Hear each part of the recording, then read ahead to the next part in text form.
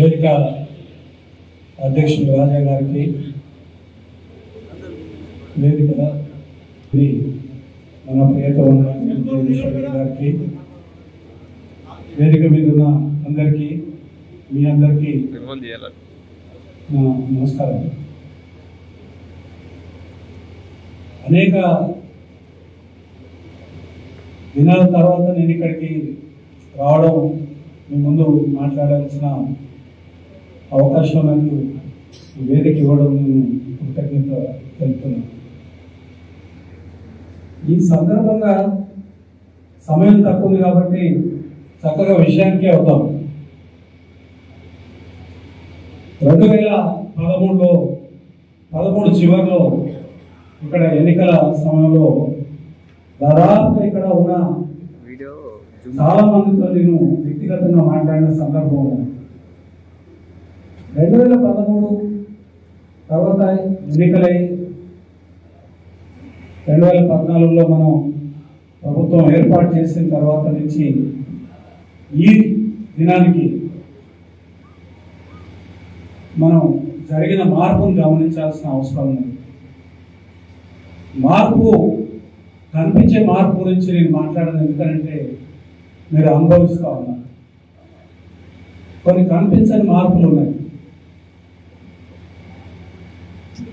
ఆ కనిపించని మార్పులు ఏంటంటే, ఇక్కడ ఇంతవరకు ఉండే ఒక దౌర్జన్యం,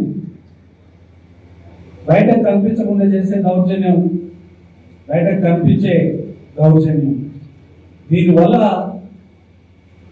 ఇక్కడ వ్యాపారస్తులు కానివ్వండి, తర్వాత వైశ్య కుటుంబాలు కానివ్వండి, ఏ రకంగా మదన పడింది, బయటకి చెప్పుకోలేని విషయము, తర్వాత అనుభవించడం కూడా కష్టం.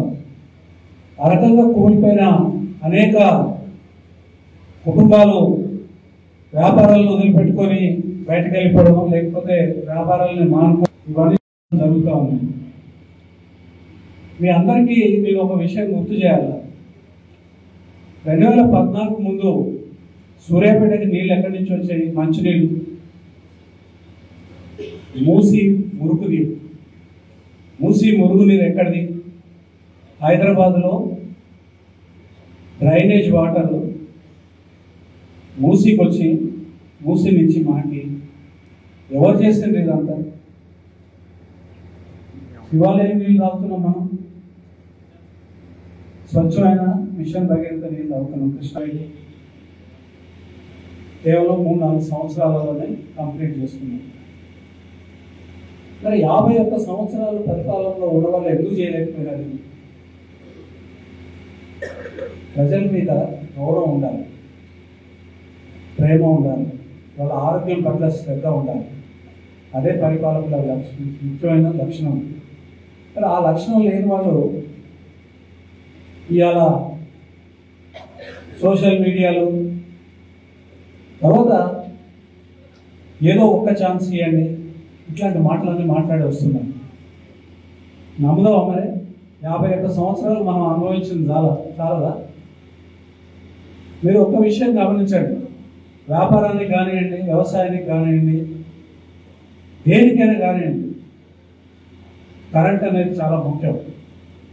50 సంవత్సరాలు వారి పరిపాలనలో, తర్వాత తెలుగుదేశం పరిపాలనలో ఏ రకంగా కరెంటుతో మనం ఇబ్బంది పడ్డాము. ఈ కరెంటు కనుక పోతే పరిస్థితి ఎట్లా ఉంటుందో ఆలోచన చేయండి. పంచభూతాలలో శక్తులు భూమి, నీరు, ఆకాశం, అగ్ని ఏదైతే ఉన్నాయో, అగ్నిలో అంతర్భాగమే కరెంటు. ఆ కరెంటే లేకపోతే ఈ రాష్ట్రంలో నీళ్లు ఉండవు, మంచినీళ్ళు రావు, సాగునీరు రాదు. ఈ 10 సంవత్సరాలు ఎప్పుడైనా కరెంటు పోయిందా? మన దగ్గర సాక్ష్యాలు ఉన్నాయి.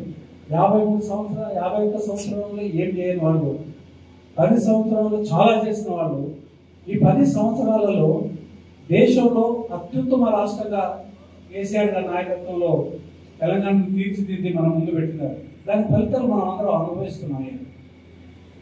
ఆ ఫలితాలు మనం అనుభవించుకుంటూ ఎవరో 51 సంవత్సరాలు పరిపాలించిన వాడు ఏమి చేయండి ఇవాళ ఏం చేస్తారు, ఎట్లా నమ్మాలి? తర్వాత ఏది దేంట్లో లాభం ఉన్నదని మీకన్నా మనకన్నా ఎవరికి తెలియదు. వ్యాపారంలో ఉన్నవాడు తెలిసి మనం ఒక కపటడు వేస్తే మళ్ళీ ఒక 100 సంవత్సరాలు వెనకపోతాం. ఇది కూడా మీరు దృష్టిలో పెట్టుకోవాలి. తర్వాత మీకు ఇక్కడ ఒక చిన్న విషయం చెప్పాలి. 10 సంవత్సరాల క్రితం ఇక్కడ జరిగిన విషయం. భయం